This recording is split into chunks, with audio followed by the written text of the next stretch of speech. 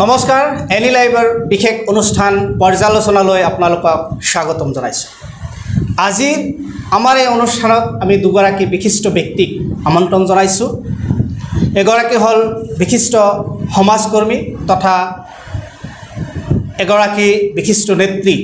সুফিয়া খাতুন বাইদেউ, লগতে আছে সদৌ অসম নিৰ্মাণ শ্ৰমিক ইউনিয়নৰ সভাপতি তথা বাওপন্থী নেতা চান মাহমুদ আহমেদ ডাঙৰীয়া। আজিৰ বিষয় হ'ল আপোনালোকে জানে যোৱা 2 ছেপ্টেম্বৰ তাৰিখে বৰপেটা বিদেশী ন্যায়াধিকৰণ আদালতে 28 গৰাকী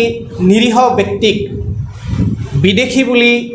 অভিযুক্ত কৰি তেওঁলোকক গোৱালপাৰা ডিটেনশ্যন কেম্পলৈ নিক্ষেপ কৰা হৈছে। লগতে এই পৰিয়ালসমূহ এতিয়া কি অৱস্থাত আছে, কি দুখত তেওঁলোকক বিদেশী বুলি চিনাক্ত কৰা হ'ল, আৰু এয়া কাৰ ৰাজনীতি, কোনো ৰাজনীতি লুকাই আছে নেকি ইত্যাদি বিষয়ত আমি আজিৰ এই অনুষ্ঠানত আলোচনা কৰিবলৈ চেষ্টা কৰিম। প্ৰথমে আহিছোঁ বিশিষ্ট নেত্ৰী সুফিয়া খাতুনৰ ওচৰলৈ। এই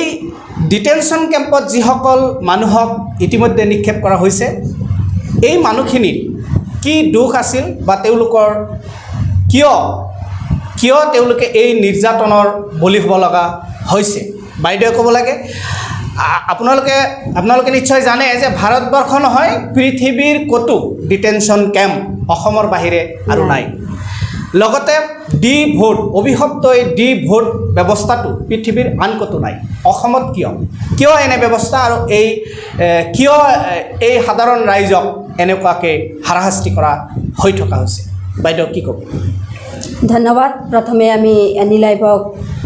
ধন্যবাদ জনাইছোঁ। আজিৰ যি দেশৰ পৰিস্থিতি, সেই পৰিস্থিতিৰ ওপৰত আমাৰ যোৱা 2 তাৰিখে বৰপেটা SP কোডৰ পৰা 28জন মানুহ, আমাৰ বৰপেটা জিলাৰ 28জন পুৰুষ, মহিলা, বৃদ্ধ,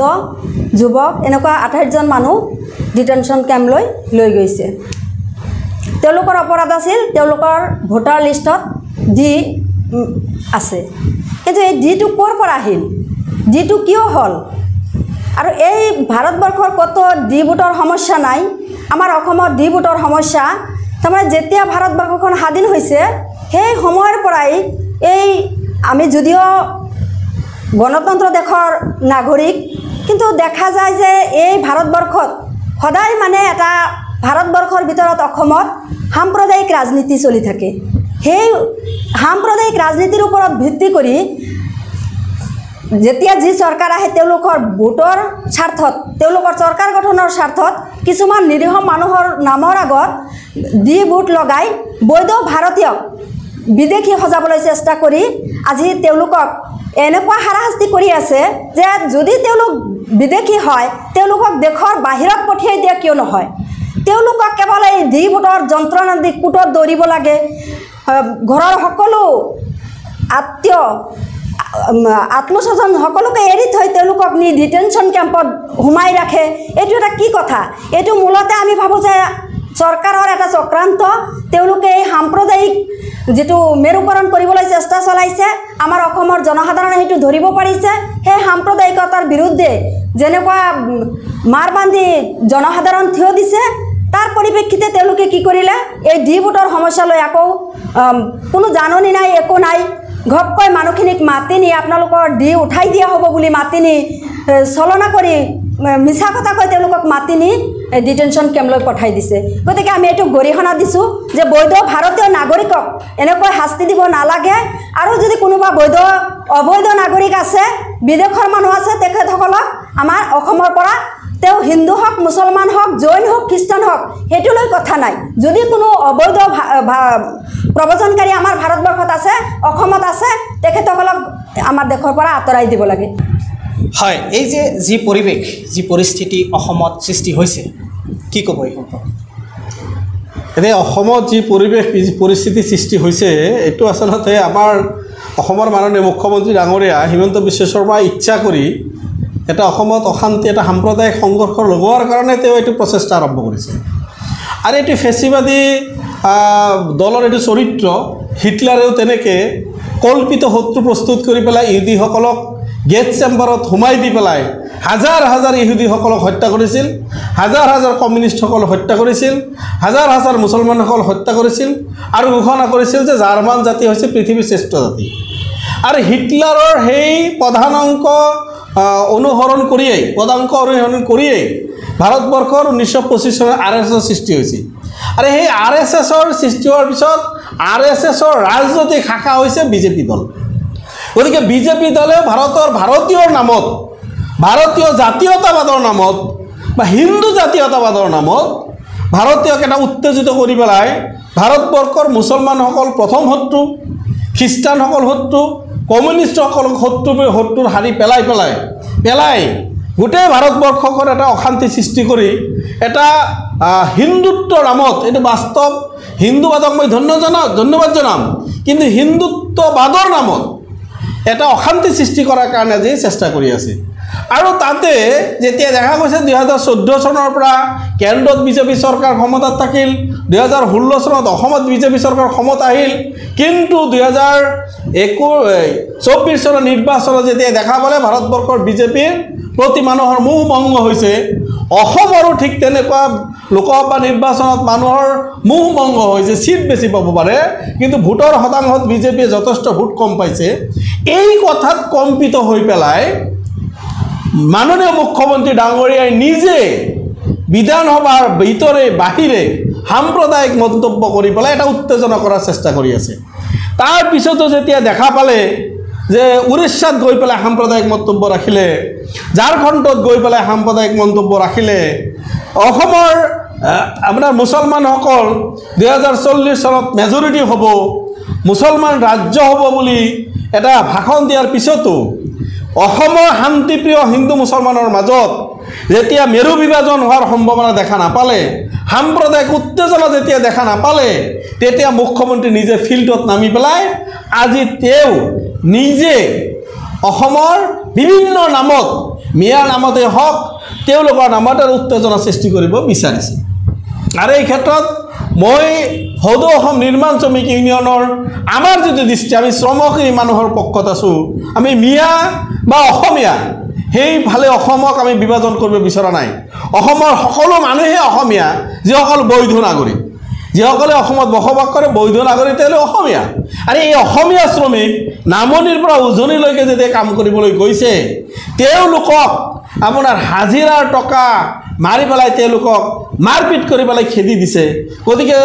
এই মানুহসকলক যদি অত্যাচাৰ কৰি হ'লেও পুনৰ উত্তেজনা সৃষ্টি কৰিব বিচাৰিছে কিন্তু সনামধন্য অসমীয়া মানুহ সনামধন্য তেওঁলোকক মই নমস্কাৰ জনাম যে অসমৰ ভাষা সংস্কৃতি কলা কৃষ্টি ৰক্ষাৰ স্বাৰ্থত অসমৰ শান্তিপ্ৰিয় মানুহে শান্তি পাতিছিল হিমন্ত বিশ্ব শৰ্মা ডাঙৰীয়া আৰু কোম্পানী হিমন্ত বিশ্ব শৰ্মা ডাঙৰীয়া আৰু তাৰ কোম্পানীয়ে যে ফাণ্ড পাতিছিল সাম্প্ৰদায়িক উত্তেজনা কৰাৰ কাৰণে তাত কিন্তু ভৰি নিদিলে আৰু সকলো অসমৰ গণতান্ত্ৰিক প্ৰেমী মানুহ একেমুখে থিয় হৈ পেলাই অসমৰ মাননীয় মুখ্যমন্ত্ৰীৰ এই ঘৃণনীয় ৰাজনীতি এই স্বৈৰাচাৰী ব্যৱস্থা এই সাম্প্ৰদায়িক মন্তব্যৰ যেতিয়া প্ৰতিবাদ কৰিলে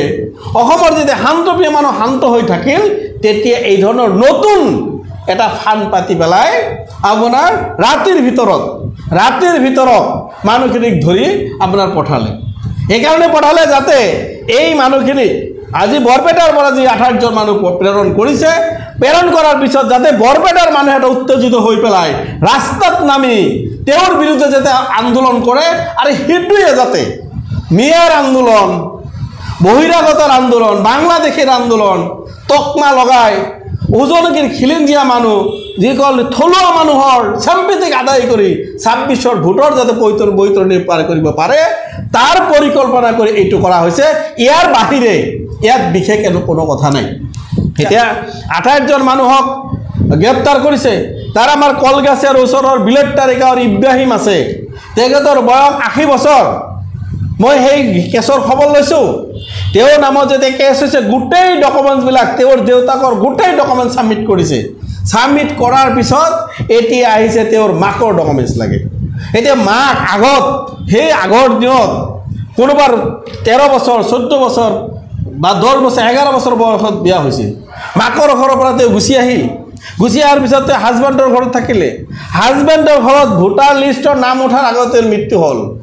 সেই সময়তে এনেকুৱা আইন নাছিল 21 বছৰ নহ'লে বিয়া নহ'ব 18 বছৰ বিয়া নহ'লে নহ'ব গতিকে তেওঁৰ মাকৰ যি লিংকেজ চাৰ্টিফিকেট এইটো তেওঁ কেতিয়াও মানে এতিয়ালৈকে উদ্ধাৰ কৰিব পৰা নাই আৰু এনেকৈ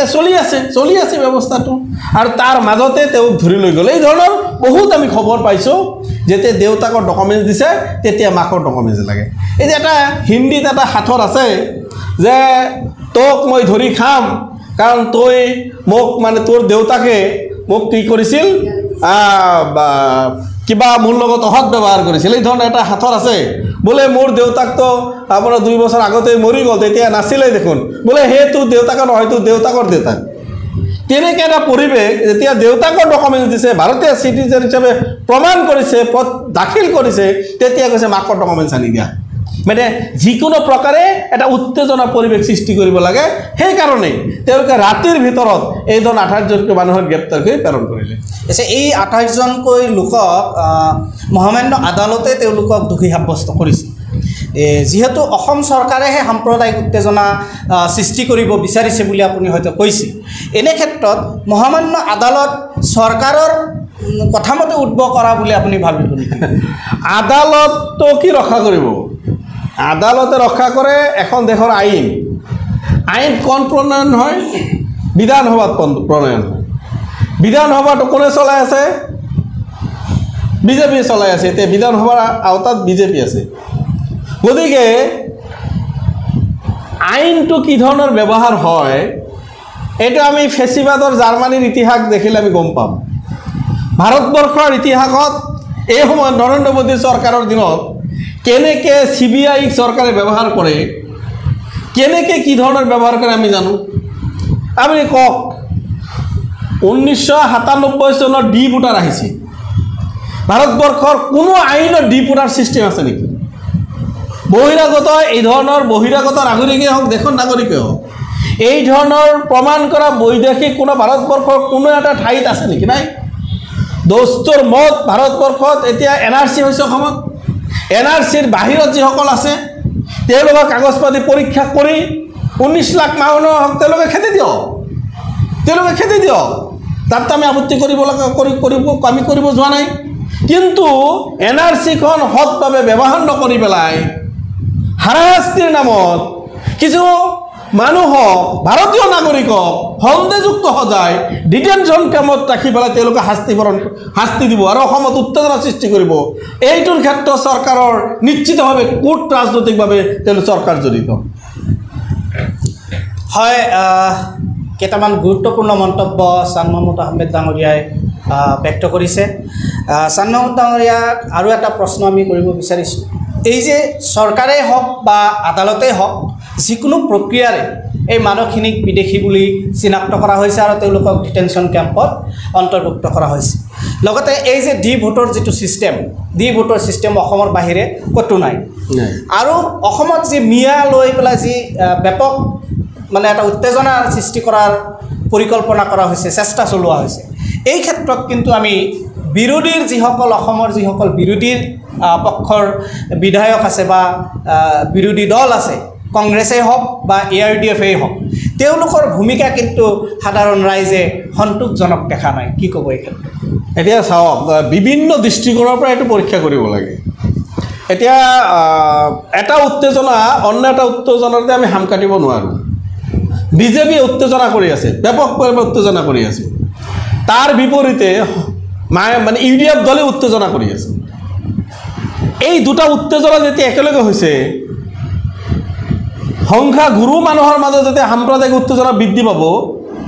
সংখ্যালঘু যেতিয়া সমানভাৱে উত্তেজিত হ'ব তেতিয়া এই সমস্যাটা সমাধান কৰিব নোৱাৰোঁ আৰু সেইকাৰণে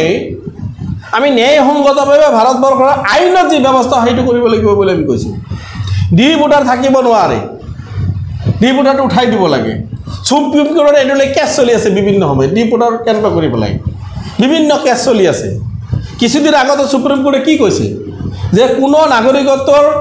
সম্পূৰ্ণ প্ৰমাণ নোহোৱাকৈ তেওঁলোকৰ ওপৰত যাতে কোনো ধৰণৰ ব্যৱস্থা গ্ৰহণ কৰা নহয়। সুপ্ৰিম কোৰ্টে কৈছে, এইটো সুপ্ৰিম কোৰ্টৰ ৰায় দিছে কেইদিনমান আগত। তাৰপিছত সুপ্ৰিম কোৰ্টৰ কেছ চলি আছে। গতিকে ৰাজনৈতিক নেতৃত্ববিলাকে ৰাজনৈতিকভাৱে তেওঁলোকে দৃষ্টিভংগী গ্ৰহণ কৰিব, সেইটো আমাৰ ক'বলগীয়া নাই। কিন্তু বিৰোধী বুলি ক'লে আপুনি বিধানসভাত যেনেকৈ ইউডিএফৰ বিধায়কজনে যেনেকৈ তাতে আপোনাৰ কাৰ্ড অফ মোশ্যনৰ যিটো প্ৰস্তাৱ উত্থাপন কৰিছে, আলোচনাৰ বিষয়ে প্ৰস্তাৱ উত্থাপন কৰিছে, এইটো বিৰোধীৰহে মানে উত্থাপন, এইটো কোনো ব্যক্তিগত উত্থাপন নহয়, বিৰোধীৰ উত্থাপন। এতিয়া হাফিজ ৰফিকুল উত্থাপন কৰিছে, তাতে বিভিন্নজনে সঁহাৰি দিয়া নাই নেকি? অখিল গগৈ উত্থাপন কৰিছে, তাতে সঁহাৰি দিয়া নাই নেকি? আপোনাৰ মনোৰঞ্জন তালুকদাৰ উত্থাপন কৰিছে, তাতে সঁহাৰি দিয়া নাই নেকি? কিন্তু বিৰোধীভাৱে ঐক্যবদ্ধভাৱে এতিয়া সমানভাৱে উত্তেজিত কৰাটো আমি বিচৰা নাই। এটা সাম্যিকভাৱে অসমত এটা সাম্প্ৰদায়িক সম্প্ৰীতি ৰক্ষা কৰিব লাগে। গতিকে আমি দেখা পাইছোঁ যে বিৰোধীৰ যিটো ভূমিকা, এতিয়া অসমৰ মাননীয় মুখ্যমন্ত্ৰী ডাঙৰীয়াই কি কৈছে? পগলা কুকুৰক জোকাই নল'ব, পগলা কুকুৰক জোকাই নল'ব। যিজন মানুহে নিজক পগলা কুকুৰ বুলি ঘোষণা কৰিব পাৰে, সেইজন মুখ্যমন্ত্ৰীৰ বিৰুদ্ধে উত্তেজিত বক্তব্য দি মানুহক বিভাজন কৰাটো ঠিক হ'ব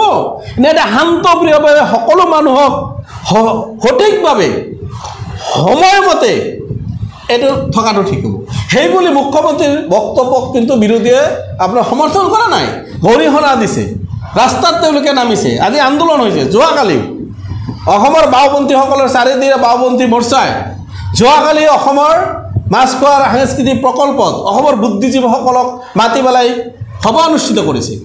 গতিকে এইটো ডাঙৰ কথা, অসমৰ এটা আলোচনাৰ বিষয়। আজি তাতে আব্দুল মান্নানৰ পৰা আৰম্ভ কৰি ডক্টৰ বেজবৰুৱাৰ পৰা আৰম্ভ কৰি সংখ্যাগুৰু সংখ্যালঘু সকলো বুদ্ধিজীৱীসকল গুৱাহাটীত সমাবেত হৈছে। আৰু অসমৰ এই পৰিস্থিতি সাম্প্ৰদায়িক উত্তেজনা কৰাৰ কাৰণে মাননীয় মুখ্যমন্ত্ৰী ডাঙৰীয়াই চেষ্টা কৰি আছে। এইটোক যাতে আপোনালোকে ভৰি নিদিয়ে, অসমখন শান্তপ্ৰিয় হৈ থাকে, সকলো শ্ৰমজীৱী মানুহৰ অসমৰ অধিকাৰ যাতে সুনিশ্চিত হয়, সকলো কামৰ বিনিময়ত যাতে তেওঁলোকে মজুৰি পায়, অৰ্থনৈতিক সংকটৰ ককবকাই থকা অসমত যাতে শান্তি চলে, তাৰ কাৰণে ঐক্যবদ্ধভাৱে অভিৱৰ্তন কৰিছে। গতিকে মই নাভাবোঁ যে বিৰোধীসকলে ইয়াতে গুৰুত্বপূৰ্ণ দায়িত্ব পালন কৰা নাই। হয়, কোনোবাই টিভিত বক্তব্য দি পেলাই ৰাস্তাত নানামিব, বাকী কথাবিলাক নক'ব, উত্তেজনা কৰাৰ কাৰণে এটা উত্তেজনাৰ বাহিৰে অন্য এজন উত্তেজনা বক্তব্য দি পেলাই মানুহৰ মন আকৰ্ষণ কৰিব পাৰে, কিন্তু তাৰ দ্বাৰাই বাস্তৱত মানুহৰ সমস্যাটো সমাধান হয়। কিন্তু দেখা গৈছে যে অসমত এই বিদেশী সমস্যা, ডি ভোটৰ সমস্যা বা বিদেশী গোচৰ, এই সম্পৰ্কে যিসকল মানুহ ভুক্তভোগী, তাৰ ভিতৰত মুছলমান, হিন্দু, বঙালী বা অসমীয়া বিভিন্ন জাতি জনজাতি মানুহ কিন্তু ইয়াৰ ভিতৰত অন্তৰ্ভুক্ত আছে। কিন্তু যেনেকুৱাকৈ অসমত কা আন্দোলন হৈছিলে, যেনেকুৱাকৈ অন্যান্য আন্দোলন সংগঠিত হৈছিলে, সেই তুলনাত কিন্তু ডি ভোট আৰু ডিটেনশ্যন কেম্প লৈ পেলাই কোনো ধৰণৰ আন্দোলন তেনেকুৱাকৈ ব্যাপক ৰূপ লোৱা নাই। কি ক'ব এই ক্ষেত্ৰত? আপোনাৰ এইটো এটা দীঘলীয়া প্ৰক্ৰিয়া। এই প্ৰক্ৰিয়াত কিন্তু কোৱা হৈছিল যে অসম আন্দোলনৰ সময়ত যি ব্যৱস্থা আৰম্ভ হৈছিল, NRC আপডেট কৰিব লাগে। গতিকে NRC আপডেট কৰাৰ পিছত এই সমস্যাটো সমাধান হ'ব বুলি সকলোৰে ঐক্যমত এটা ধাৰণা আছিল। আৰু সেই NRC আপডেট কৰাৰ ক্ষেত্ৰত বহুতে বিৰোধিতাও কৰিলে, বহুতে বিৰোধিতা কৰিছে। বিজেপিয়ে যেতিয়া দেখা পালে যে অসমৰ এই 19 লাখৰ ভিতৰত বেছি সংখ্যক মানুহে এতিয়া অসমৰ জনগোষ্ঠীক কি নাম দি মাতিম, এনেকুৱা এটা পৰিৱেশ হৈছে। যেতিয়া মুছলমানৰ সংখ্যাটো কম, হিন্দু বঙালীৰ সংখ্যাটো বেছি, তেতিয়া কিন্তু তেওঁলোকে পক্ষান্তৰে অন্য প্ৰকাৰ এইটো কৰাৰ কাৰণে এটা চেষ্টা কৰি আছে। গতিকে আমাৰ কথাটো হৈছে NRC যেতিয়ালৈকে আপডেট কৰক, আমি সকলোৱে ঐক্যবদ্ধ এটা মুভমেণ্ট কৰিব লাগে। NRCটোৰ ফাইনাল ডিক্লেয়াৰ কৰিব লাগে, আৰু NRC যিসকলৰ নাম নাথাকে তেওঁলোকে প্ৰক্ৰিয়াভাৱে তেওঁলোকে আপোনাৰ দেশৰ পৰা যাব লাগিব। গতিকে সেইধৰণৰ ব্যৱস্থালৈ আহক, মই এইটো ভাবোঁ। এইটো এটা উত্তেজনাৰ কাৰণে পৰিকল্পনাহে, এইটো অন্য একো নহয়। আপুনি ব্যক্তিগতভাৱে ডিটেনশ্যন কেম্পটো থকা বুলি ভাবে নেকি? আপুনি এইটো উঠাই বন্ধ কৰি দিয়া বুলি ভাবে? নাই, ভাৰতবৰ্ষৰ ক'তো ডিটেনশ্যন কেম্পৰ ব্যৱস্থা নাই। অসমত কিয় থাকিব লাগে ডিটেনশ্যন কেম্প? অসমত কি প্ৰয়োজন আছে? এইটো ৰাজনীতিৰ বাহিৰৰ একো নহয়। আমি এইটো কেতিয়াও ছাপোৰ্ট নকৰোঁ। আমাৰ বিলত্তাৰী ইব্ৰাহিম আলী 100 বাৰ তেওঁ ভাৰতীয় নাগৰিক, 100 বাৰ তেওঁ ভাৰতীয় নাগৰিক। মই ব্যক্তিগতভাৱে এজনৰ নাম উল্লেখ কৰিলোঁ, সকলোখিনি ভাৰতীয় নাগৰিক। আৰু ভাৰতীয় নাগৰিকক তেওঁলোকে কিয় ডিটেনশ্যন কেম্পত ৰাখিব লাগে গতিকে এইটো কেতিয়াও সমৰ্থনযোগ্য হ'ব নোৱাৰে গতিকে আমি ডিটেনশ্যন কেম্প কেতিয়াও আমি সমৰ্থন নকৰোঁ হয় ধন্যবাদ জনাইছোঁ চানমাহমুদ আহমেদ ডাঙৰীয়া সুপ্ৰিয়া খাতুন বাইদেউৰ ওচৰলৈ আকৌ আহিছোঁ কি ক'ব শেষত মানে আমি ক'ব বিচাৰিছোঁ যে এই যে যিটো আমাৰ চানমাহমুদ দাই কৈ গ'ল যে এই এটা উত্তেজনাৰ পিছত আমি আন এটা উত্তেজনা কৰিব নালাগে হয় সেই বুলি কোনোবাই আমাক গালি দি গুচি যাব আৰু সিফালে যাই বেলেগ কিবা ক'ব আমি যদি মনে মনে থাকোঁ উভতি আহি আৰু এদিন পিটি থৈ যাব গতিকে কোনোবাই যদি আমাক কিবা কৈছে তাক ওলোটাই গালি দিব নালাগে ভদ্ৰ ভাষাত হ'লে তাক বুজাই দিব লাগে কিন্তু সেইখিনি পৰিস্থিতি আজি হোৱা নাই ডি ভোটৰ সমস্যাত যিখিনি কথা কৈছে বিৰোধীৰ ভূমিকা আমি ষ্ট্ৰংভাৱে পোৱা নাই কাৰণ আপুনি কৈছে ইউডিএফ কংগ্ৰেছ বুলি মই ইয়াতে বহা নাই মই বহিছোঁ যে আমি ভাৰতৰ বৈধ নাগৰিক গতিকে বৈধ নাগৰিকে আমাৰ যিখিনি অধিকাৰ আমি সেইখিনি আদায় কৰিব লাগিব গতিকে আমাৰ বৈধ ভাৰতীয় নাগৰিক এজনক যদি উঠাই লৈ যায় আমি বৈধ ভাৰতীয় নাগৰিক হিচাপে বহি থাকিব নোৱাৰিম মুখ বন্ধ কৰি মাত নিদি বহি থাকিব নোৱাৰিম কাৰণ যদি আমাক উত্তেজনা কৰিছে আমি উত্তেজনা নহয় সকলোৱে একগোট হৈ বিৰোধী ঐক্যমঞ্চটো একগোট হৈ তেওঁলোকৰ বিৰুদ্ধে মাৰ বান্ধি থিয় দি তেওঁলোকক অতি সোনকালে ডিটেনশ্যন কেম্পৰ পৰা ওলাই অনাৰ ব্যৱস্থা কৰিব লাগে কাৰণ কেৱল ইউডিএফ বিৰোধী ভূমিকাত নাই আমাৰ CPM আছে কংগ্ৰেছ আছে যিখিনি দল আছে ৰাইজৰ দল আছে সবকে আমি আহ্বান জনাইছোঁ তেখেতসকলে অনুৰোধ জনাইছোঁ তেখেতসকলে কোনো ৰাজনীতি নকৰি ভাৰতীয় বৈধ নাগৰিকৰ স্বাৰ্থত তেওঁলোকে এক হৈ এই ডিটেনশ্যন কেম্পৰ পৰা এই 28জন মানুহ অনতি পলমে ওলাই অনাৰ ব্যৱস্থা কৰক যি 28জন পৰিয়ালৰ মানুহ গুচি গৈছে সেই পৰিয়ালৰ যি হুকাকুল অৱস্থা আজি সৃষ্টি হৈছে সেই ঘৰত খোৱা লোৱা বন্ধ হৈছে আৰু যি বৃদ্ধ মানুহ ডিটেনশ্যন কেম্পলৈ লৈ গৈছে তেখেতসকলৰ অৱস্থা কেনেকুৱা হৈছে তেওঁলোক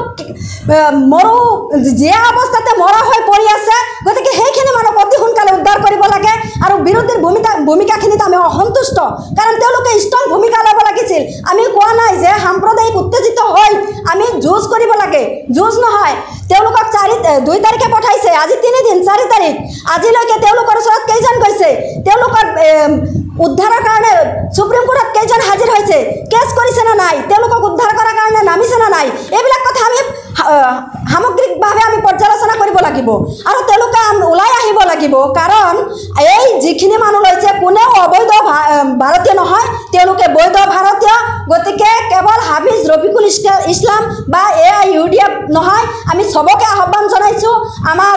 ধুবুৰী লোকসভাৰ সাংসদ 5 বাৰৰ বিধায়ক 3 বাৰৰ কেবিনেট মিনিষ্টাৰ তেখেতে বহুত অভিজ্ঞ বুলি আমি জানো কিন্তু তেখেতসকলে আহি এই ধুবুৰীৰ মানুহ বৰপেটা লোকসভাৰ মানুহৰ কাৰণে তেওঁলোকে আহি অন্তপক্ষে আহি আমি যুঁজ কৰিব নালাগে সাম্প্ৰদায়িকতা কৰিব নালাগে আমি সম্প্ৰীতিৰে তেওঁলোকক উদ্ধাৰ কৰাৰ ব্যৱস্থা কৰিব লাগে তেওঁলোকৰ পৰিয়ালক বুজ দিব লাগে আমি সুপ্ৰিম কোৰ্টত জাজমেণ্টৰ কাৰণে আমি আপিল কৰিব লাগে আৰু যিখিনি NRCৰ কথা কৈছে আজি যে আমি কম যে চৰকাৰে কৰিছে আদালতটো বেলেগ চৰকাৰ বেলেগ সেইটো হয় কিন্তু আইন আদালত হৈছে সংবিধানৰ প্ৰথম স্তম্ভ কিন্তু সেইটো দেখা গৈছে যে প্ৰথম হ'লেও এনেকুৱা এটা পৰিস্থিতি যিটো NRC সেই NRC দিছিল কোনে সুপ্ৰিম কোৰ্টে দিছিল না নাই সেই NRC সুপ্ৰিম কোৰ্টে ৰায় দিয়াৰ পিছত NRCৰ কাম শুৰু হল NRC শেষ হোৱাৰ পিছত যেটো ফাইনাল লিষ্ট সেইটো মানে বন্ধ কৰি দিলে কিয় বন্ধ কৰিলে সেইটো চৰকাৰে কেনেকৈ বন্ধ কৰিব পাৰিলে তাৰ লগত সুপ্ৰিম কোৰ্টৰ আপুনি কেনেকৈ কি ক'ব যে আমি সুপ্ৰিম কোৰ্টক সন্মান কৰোঁ বিশ্বাস কৰোঁ আস্থা আছে কিন্তু তেওঁলোকে যাতে আস্থা ভংগ নকৰে বৈধ ভাৰতীয় নাগৰিকসকলক আদালতৰ ওপৰত আস্থাটো যাতে ৰাখে সেইটো ব্যৱস্থা কৰি এই অবৈধ নাম লৈ বৈধ ভাৰতীয় নাগৰিকক যাতে কোনো ধৰণৰ হাৰাশাস্তি নিদিয়ে তাৰ কাৰণে আমি সুপ্ৰিম কোৰ্টক হাই কোৰ্টক আমি অনুৰোধ জনাইছোঁ যে আপোনালোকে আমাৰ অসমৰ ডি ভোটৰ সমস্যা উঠাই দিব লাগে আৰু ভাৰতবৰ্ষৰ কত ডিটেনশ্যন কেম্প নাই সেই কেম্প বন্ধ কৰি তাতে এখন হস্পিটেল খোলাৰ ব্যৱস্থা কৰক এখন কলেজ খোলাৰ ব্যৱস্থা কৰক তাতে উন্নয়ন মানৰ কৃষি প্ৰজাতি সামগ্ৰী ষ্ট'ৰ কৰাৰ ব্যৱস্থা কৰক সেই ডিটেনশ্যন কেম্প সাইনবোৰ্ডটো গুচাই দি তাতে বেলেগ সাইনবোৰ্ড লগাই অসমখন আগুৱাই লৈ যাব লাগে অসমখন হিংসাৰ ৰাজনীতিৰে পিছুৱাই আনিব নালাগে তাৰ কাৰণে আমি চৰকাৰকো কৈছোঁ যে চৰকাৰে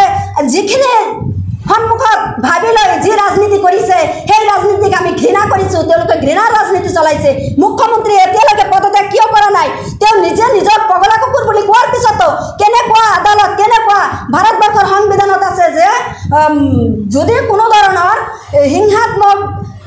মন্তব্য সদনৰ পবিত্ৰ সদনৰ মজিয়াত কোনোবাই দিয়ে তেওঁক পদচ্যুত কৰা হয়। গতিকে আজিলৈকে আমাৰ ৰাজ্যপালে কিয় অসমৰ মুখ্যমন্ত্ৰীক নিলম্বন কৰা নাই, তেওঁ মুখ্যমন্ত্ৰী পদৰ পৰা কিয় পদত্যাগ কৰিবলৈ নিৰ্দেশ দিয়া নাই, তেওঁ কিয় পদত্যাগ কৰা নাই, সেইটো লৈ আমি তাৰমানে গৰিহণা দিছোঁ। কাৰণ আজিলৈকে তেওঁক কিয় পদত্যাগ কৰা হোৱা নাই, 15 দিনৰ ভিতৰত তেওঁক পদত্যাগ কৰিব লাগে, 1 সপ্তাহৰ ভিতৰত কৰিব লাগে। কিন্তু আজি কিমান দিন হৈ গ'ল, আজিলৈকে কোনো ষ্টেপ নাই। সেইবিলাক বন্ধ কৰি থৈ হিন্দু মুছলমান ডি ভোটৰ সমস্যা, কোনোবাই সেই বাল্য বিবাহ, মাকৰ বয়স আছিল 102 বছৰ হৈ গৈছে, ছোৱালী বিয়া দিছে তাৰ বয়স 60 বছৰ হৈ গৈছে, সেই তাৰ মাক কেতিয়া বিয়া হৈছে সেইটো লৈ টানা আজোৰা লগাইছে। গতিকে এনেকুৱা ৰাজনীতি বন্ধ কৰি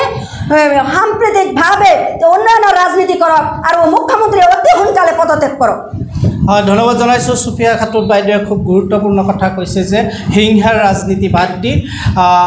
সম্প্ৰীতিৰ ৰাজনীতি কৰিব লাগে। এটা গুৰুত্বপূৰ্ণ কথা হ'ল যে যিসকল 28 গৰাকী ব্যক্তিক ডিটেনশ্যন কেম্পলৈ লৈ যোৱা হ'ল, তেওঁলোকৰ আটাইতকৈ গুৰুত্বপূৰ্ণ তেওঁলোকৰ দোষটো হ'ল তেওঁলোক দুখীয়া মানুহ, তেওঁলোকৰ